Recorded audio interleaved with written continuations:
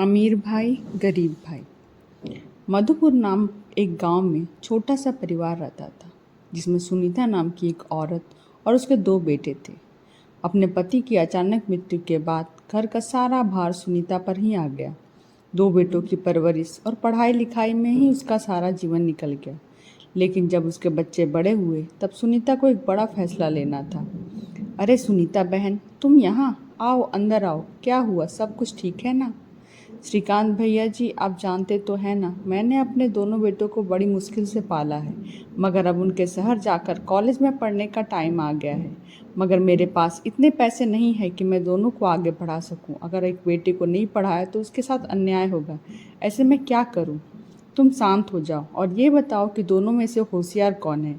मेरा ईशान ज़्यादा होशियार है। यूँ तो चंदन भी ठीक ठाक पढ़ लेता है, मगर ईशान पढ़ने में ज़्यादा अच्छा है। तो बस फिर ईशान दोनों में से बड़ा है और होशियार भी। तुम उसे शहर पढ़ने के लिए भेजो और चंदन को अपने पास ही रखो। मेरे जान पहचान में एक हलवाई के वहाँ नौकरी खाली है, मैं उसे वहीं पर लगवा दूंगा। श्रीकांत की बात सुनकर सुनीता को तसल्ली मिलती है। वो ईशान को बाहर पढ़ने के लिए भेजती है और चंदन को रामू हलवाई के यहाँ नौकरी करने के लिए लगा देती है। चंदन को ना पढ़ पाने का अफसोस तो बहुत था, मगर अपने घर की हालत भली भांति जानता था, इसलिए उसने आगे पढ़ने की बिल्कुल भी जिद नहीं की।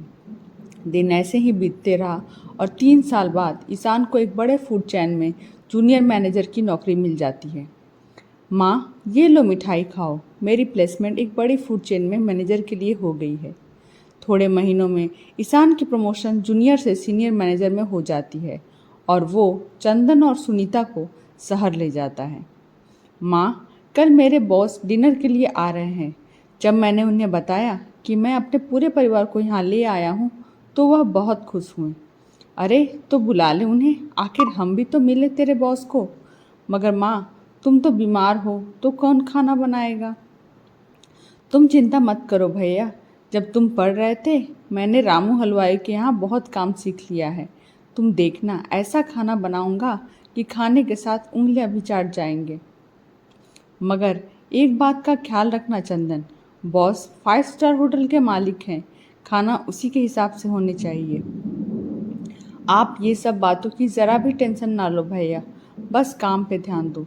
देखना, खाना खाते ही आपकी डबल प्रमोशन पक्की। कहते ही सब खिलखिला उठे। अगले दिन चंदन खूब मन लगाकर बहुत सारे स्वादिष्ट व्यंजन बनाता है।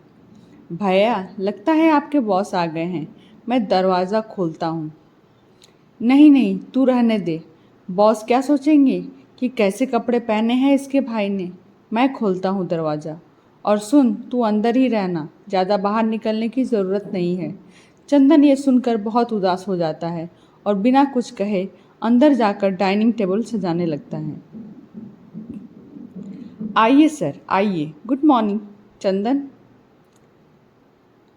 Good morning sir. वाह ईशान, तुम्हारा घर तो बहुत सुंदर है। तुम्हारी माँ और भाई कहाँ हैं? मैं अभी मिलवाता हूँ सर। माँ, ओ माँ, बॉस आए हैं। नमस्ते भाई साहब, कैसे हैं आप? यहाँ ईशान, उसके बॉस और उसकी माँ एक दूसरे से बातें कर रहे होते हैं और वहाँ चंदन खाने की तैयारी में लगा था। थोड़ी देर बाद वो सब डाइनिंग टेबल पर डिनर करने आए। टेबल को सजा हुआ देख ईशान के बॉस बहुत खुश होते हैं। एक साइड फोर्क, दूसरी साइड चाकू और चम्मच, टिश्यू टेबल क्लॉथ, सब कुछ एकदम परफेक्ट था। I hope you like the food sir. ये तो बहुत बढ़िया था। किसने बनाया है? ये तो बहुत बढ़िया था। किसने बनाया है? जी, मेरे छोटे बेटे चंदन ने। अरे ईशान, चंदन घर पे ही है? अब तक तूने मिलवाया नहीं मुझे उससे। वो सर खाना बनाने में बिजी था ना, इसीलिए। अरे चंदन बेटा, इधर तो आ ज़रा। चंदन हिचकिचाता हुआ बाहर आता है। वाह बेटा, खूब बढ़िया खाना बनाया है तुमने तो। कहीं से कुकिंग का कोर्स किया है क्या? अरे नहीं सर, ये तो हमारे गांव में एक छोटे हलवाई के यहाँ नौकर था, इसलिए थोड़ा बहुत बना लेता है। अपने भाई के मुंह से ये सुनकर चंदन फिर से दुखी हो जाता है और खाना खाने के लिए बैठ जाता है। जाने से पहले ईशान के बॉस चंदन को एक ऑफ़र देते हैं। खाना खा के मज़ा आ गया। ना ही खाना बल्कि टेबल डेकोरेशन का भी पूरा ख्याल रखा था चंदन ने। सुनीता जी, अगर आप बुरा ना माने तो एक बात कहना चाहूँगा। आपका बेटा बहुत टैलेंटेड है। हमें एक नए शेफ़ की ज़रूरत है। चंदन वह हेड शेफ़ की नौकरी करना पसंद करेगा। मगर सर, चंदन ने कोई फॉर्मल डिग्री नहीं ली है। इसमें तो ये तो ऐसे ही बस थोड़ा बहुत कर लेता है। वो भी टेंशन नहीं है ईशान, बस स्वाद एक नंबर चाहिए और कुछ भी नहीं।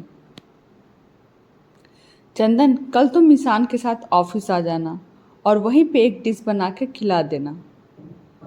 ये सुनकर चंदन तो बहुत खुश होता है, मगर ईशान को ये बात बिल्कुल पसंद नहीं आती। अगले दिन चंदन वहाँ पहुँचकर अपनी डिश बनाने लगता है। ये लीजिए sir, dal baati churma with Italian twist. वाह वाह, खूब, क्या बढ़िया डिश है। इसमें जो पुदीने का फ्लेवर है मुझे बहुत ही पसंद आया। क्या आपको अच्छी लगी सर? क्या मैं चख सकता हूँ? ईशान ने हिचकिचाते हुए पूछा। अरे ये तो बहुत अच्छी है। तो फिर क्यों चौंक गए ना? सर ने गुस्से से ईशान की ओर देखा। क्या हुआ सर? मैं कुछ समझा नहीं। अब तुम इसे खुद बताओ या मैं बताऊं?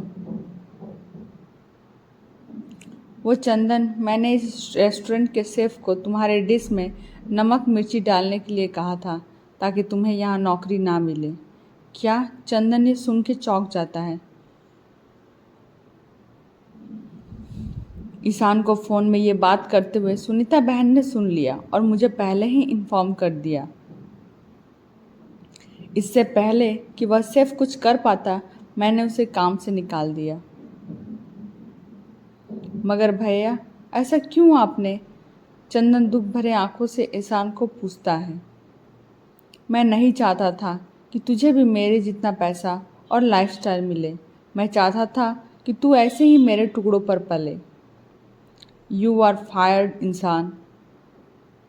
नहीं सर, ऐसा मत करिए। मेरा भाई दिल का बुरा नहीं है। आप उसे नौकरी से मत निकालिए। देखा ईशान, तूने क्या कुछ किया, मगर फिर भी चंदन तुमसे कितना प्यार करता है।